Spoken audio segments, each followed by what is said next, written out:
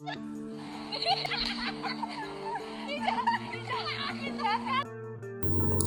dengan gangguan jiwa atau ODGJ memang terkadang membuat kita takut akan tindakannya. Namun hal itu tak serta-merta membuat kita sebagai orang yang waras berbuat seenaknya. Seperti yang dilakukan seorang wanita yang aksinya viral berikut ini. Ia tega melempar petasan ke ODGJ di malam tahun baru. Ya, seorang wanita asal Medan tuai kecaman publik selesai videonya lempari ODGJ dengan petasan viral di media sosial.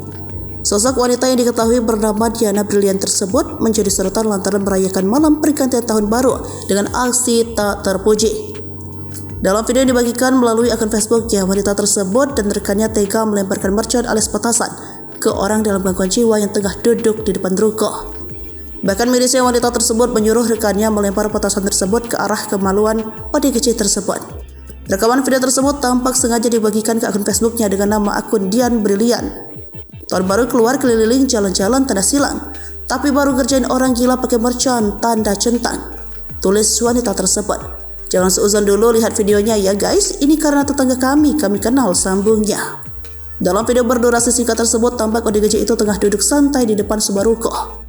Namun, tiba-tiba ODGJ tersebut dikagetkan dengan suara petasan yang dilemparkan oleh wanita itu ke arahnya.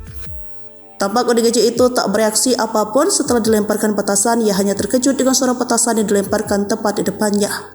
Jahat kali kita, ucap para pelaku sambil tertawa. Tak hanya sekali, wanita dan rekannya itu melemparkan petasan tersebut berkali-kali ke arah ODGJ tersebut. Bahkan terdengar mereka menyuruh rekannya agar melempar petasan tersebut ke arah kemaluan ODGJ. Senyum-senyum dia, taruh di burungnya, ucap salah satu pelaku. Hingga berita ini ditulis belum diketahui pasti di mana lokasi kejadian tersebut. Namun menurut beberapa komentar warganet, mereka menyebutkan bahwa pelaku merupakan warga Marindal. Kini unggahan video memperlihatkan aksi tak terpuji tersebut sudah dihapus oleh pemilik akun.